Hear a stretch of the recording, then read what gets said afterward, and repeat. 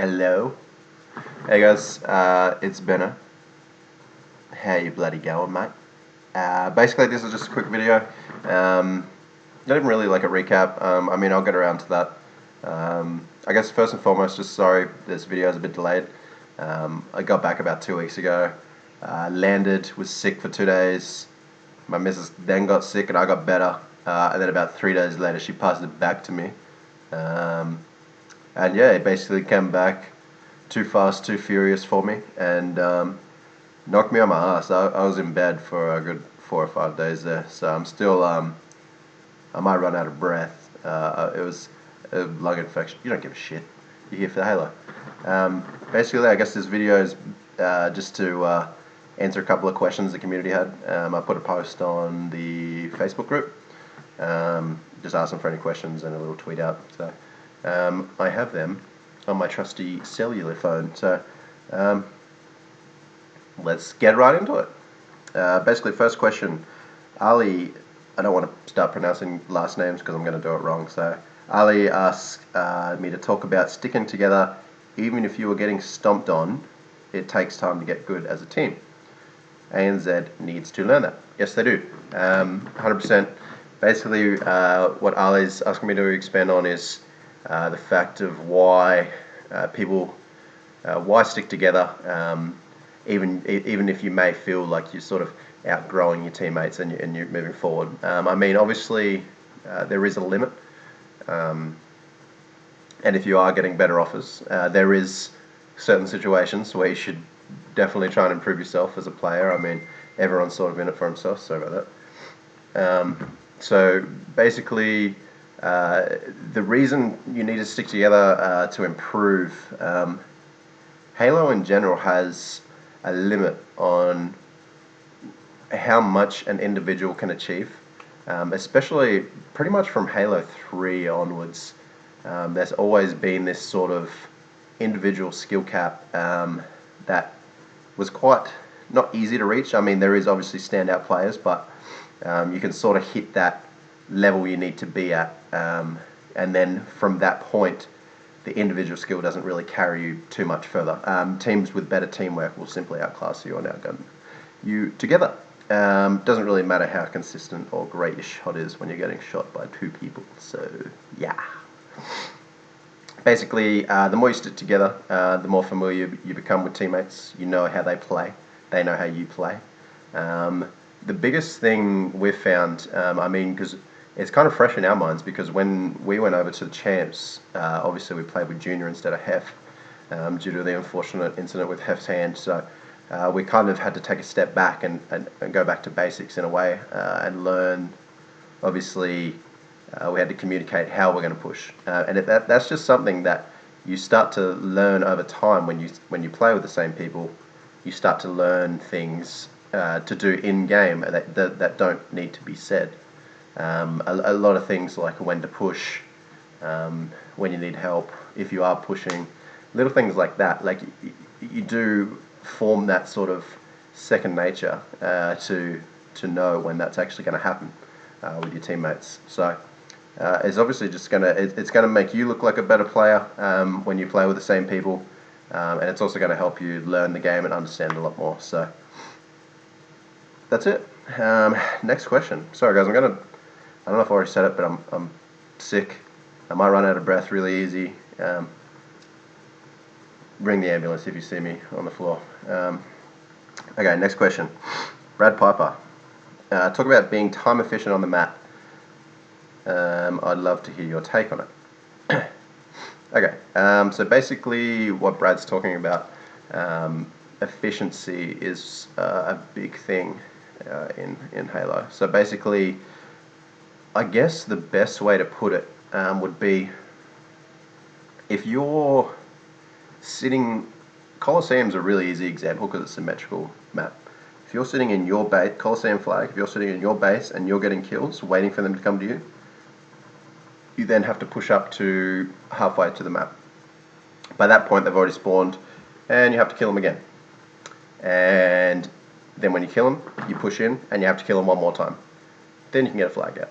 So that's 3 waves of killing without anyone really dying or without anything going horribly wrong. A lot easier said than done. Obviously, I think being efficient is sort of something that comes from being aggressive. They sort of go hand in hand. You, you can never see that. I've always thought there's never really a bad decision. There is obviously right and wrong plays, but as long as you make a decision and you do it quick. If you're sitting back going, oh, I might push soon, I just want to see if they're pushing me, I just want to wait and see. Most of the time that's not going to lead to something good. If you're reacting rather than causing problems for the other team, it's going to be a lot harder for you to try and get out of that, especially as you start versing better teams. So basically what I'm saying is to be efficient, hold forward, have no fear, and sort of learn your limits. I mean, I've always been a fan of playing over aggressive and tuning it back rather than playing too passive and trying to ramp it up. And it's something, obviously, the more consistently you play aggressive, you'll start to see opportunities will arise where you can push in, or you'll start to learn, okay, that's my limit. If I push in here, I'm dead. So, and you start to learn that. So, I mean, that's really the best way I can answer that, I guess. Sorry, that was sort of a shitty answer, but I think I know what you. I hope you know what I'm saying. Nathan says, "How's your overall awareness so much better? You always seem to know. You always seem to be in the right place at the right time. What are you looking for before pushing?" So I guess that's kind of like a two-pronged question. Again, I guess it's something. There's a lot of basics in Halo. I mean, I don't know if you guys caught Ads' video the other week where he talked about how long it took him to get good at Halo. Basically, he's spot on. Like, there is some freak of natures that just pick it up, seduce. But basically, like, you need to practice your heart out. Like, there's little things that you can't even be taught. Like, when people die, like, reading the kill feed and having these inbuilt timers in your head of when that person, and being able, like, you flick down, look at that person's name, you start a little timer in your head, and if it's objective, you start counting and you wait for them to spawn, and then you're also thinking about where they can spawn based on where your team is, and it's not something that can really be taught. I mean, I've given some tips and lessons out in the past in previous Halos and in this one, and what I can say is, I can sit there and happily explain different situations and the best way to play them, but at the end of the day, when you jump into the game, it needs to be your mindset, and the way you look at it needs to be altered, because there's so many situations that you won't be prepared for, or there'll be situations that you have no idea what to do, and you can't quickly flick your textbook open and go, oh, yep, if this X happens, I do X, Y, Z. And basically, and what I mean by changing your mindset is you sort of, I'm trying to think of the best way to word it, because it is hard to word. I mean, the best way is obviously being aggressive until you reach your limit, and then also learning how to prolong your death as long as you can. I'm sort of rambling a bit, but that's probably the best way I could describe it. I mean, that's sort of a shitty answer too. Sorry guys, I'm a bit off today. And what are you looking for before pushing? Basically, I'm looking to see what I'm going to achieve out of this push. So I mean, the biggest thing that the way I sort of see scrims anyway, or when we play as a team, is we have this like line down the middle of the map, right? And that's our team. We're in a line. We can, if the other team is grouped up, don't go to sleep, laptop. If the other team's spread out, we'll basically keep fighting back and forth, snap to call out straight away, and just stay alive and wait for them to make a mistake.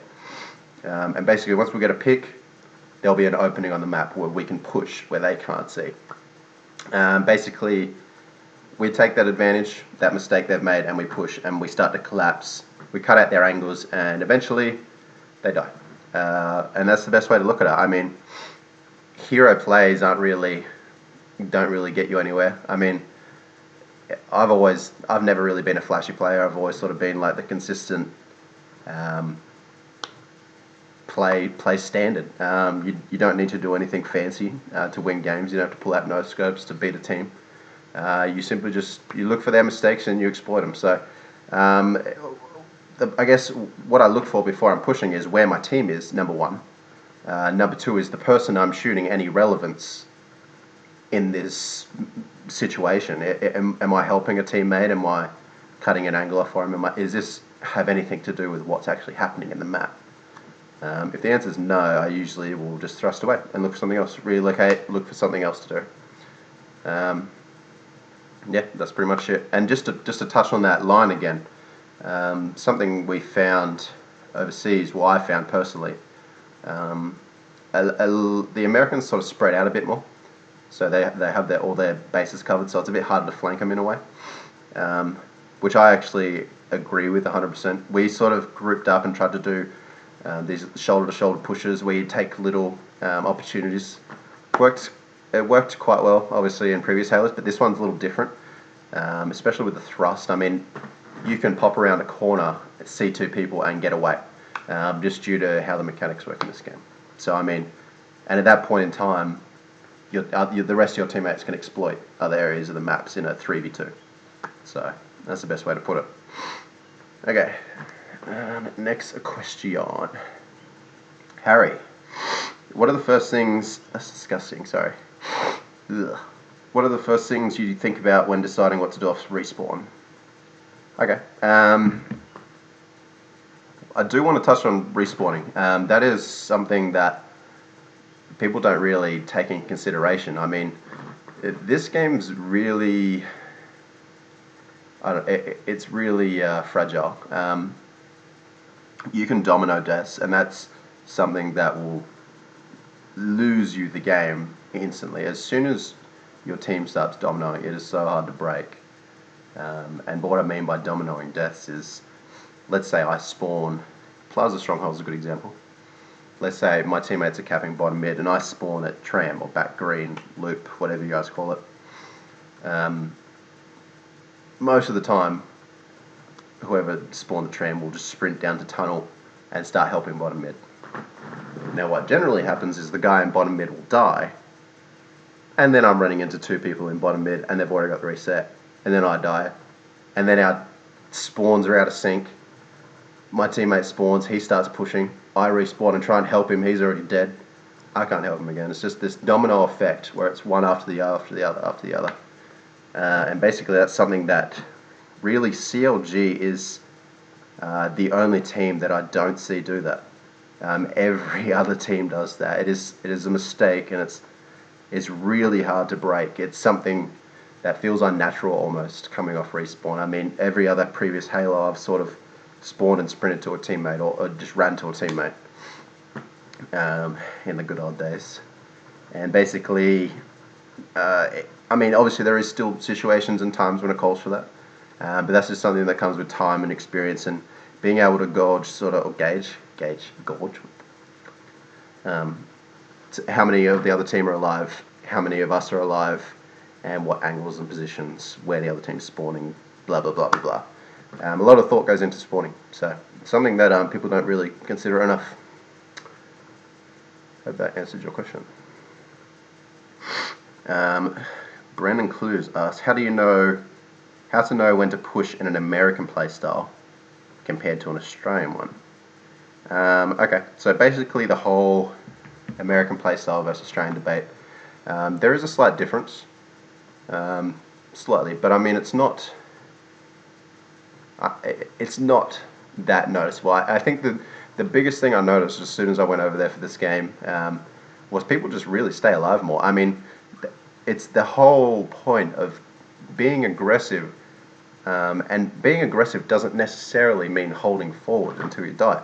Being aggressive can be being in an open spot of the map, putting shots on. That is drawing so much attention to you, And if you can do that and stay alive at the same time and buy your team time to push around and clean up these kills that you're getting weak, or kill people that are looking at you while you're distracting them, that's huge. And that's something that American players do super well.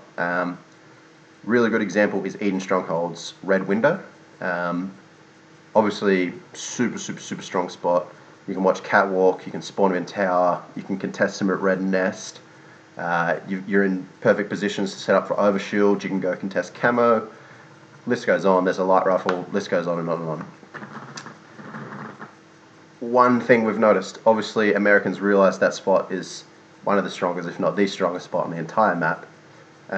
So they will send 2 to 3 people outside and actually come around and flank that person and do whatever it takes to basically kill him and then jump hills. Now, the way the Americans will play that Red Window is super safe.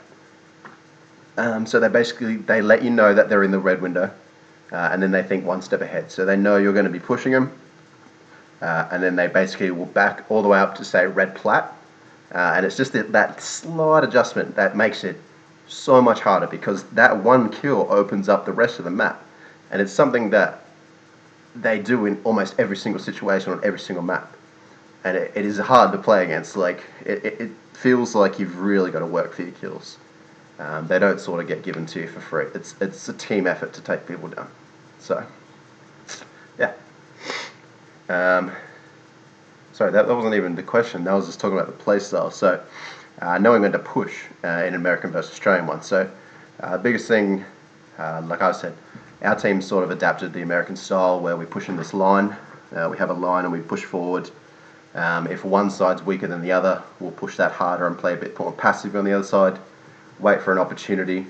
Prime example is Truth. If we push into their bubble, we try not to push both sides at once. So if we're in pink 2 and we're at car, we will generally not try and push car, their bubble and pink at the same time. Reason being is because they're going to have more numbers on one of the sides of the map. So basically, we push where's weak, so we might push into their bubble because that's free, and we'll play a bit passive on pink, and then we'll wait to get shots on, look for an opportunity for them to make a mistake, etc, etc, etc. Yeah, so the whole pushing forward as a squad, being efficient, all these, they all incorporate into one another. I mean, it's all, I mean, people will sit here and tell you Halo's the most complicated thing. It's not. Halo's really simple, like really simple. The harder you think it is, the more chance that you're probably playing it completely wrong. And it's not, it shouldn't be, you know, it shouldn't be, games should not be decided on who hits the sickest no-scope in the entire map. It should be decided on who plays it the cleanest without making the least amount of mistakes. You don't have to outshoot everyone. You don't have to do fancy plays. You don't have to carry your team. It's just about making less mistakes. And that's something that I think Australia sort of needs to realise. GOM. ANZ solo aggression versus American aggression collapsing as a team. Why is it so important to take advantage of every situation, even when you may not get a kill or trade, just to keep some form of map control? So I think I've answered this in sort of previous questions. Just basically saying, if you are pushing by yourself, you're going to get caught out, you're going to die, and then the other team's going to turn around and push you in numbers. Surprise, surprise. Pretty simple when you break it down like that. Obviously it's a bit harder when you're in game, but it's just something that I think one thing as well, just to touch, I mean, this is a little tidbit of information that I've always preached and said to people that join our team is try not to do too much and try not to overthink. Like, if you're trying to, you know, do way too much, essentially you're going to die and actually make it harder. So I mean, even though your intentions are good, probably not helping.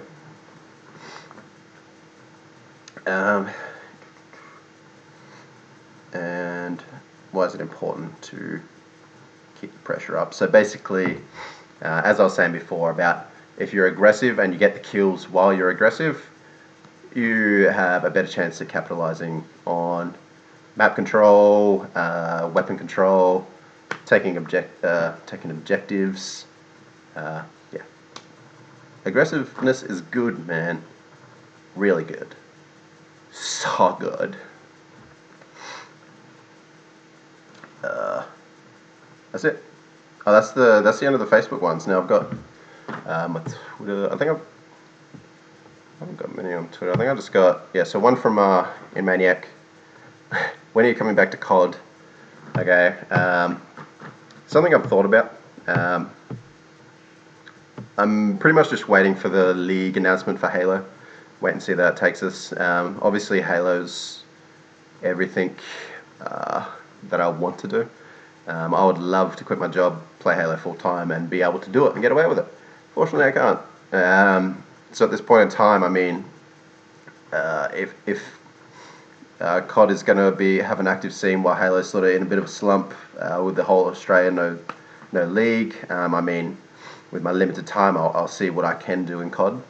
I do have a PlayStation 4 and I do have Black Ops 3. But it's going to take a lot of time. I think I'm a long way behind, 5-6 months. I don't know when COD comes out.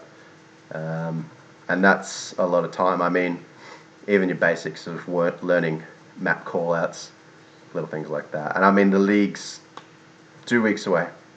Or the season 2, sorry, is 2 weeks away. If I make it, I'll try and make a little video series about how I've taken what I've learned in Halo and transferred that to COD in terms of how to improve and just general experience of what I learned in COD. Now, okay, and the last question is from Exile5's 2, I see, 3, 4, I see. Ads. It's basically just saying, what does shackers mean?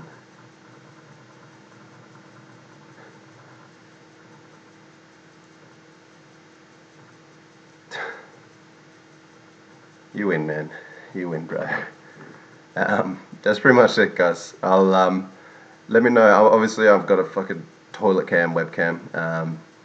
It's literally, I mean, it's a good laptop, but the webcams are shitty. So I'm gonna buy a good one. Maybe get a good microphone because this probably sounds like shit. Any tips, advice, criticism, anything you want to see in the next video, let me know. Peace.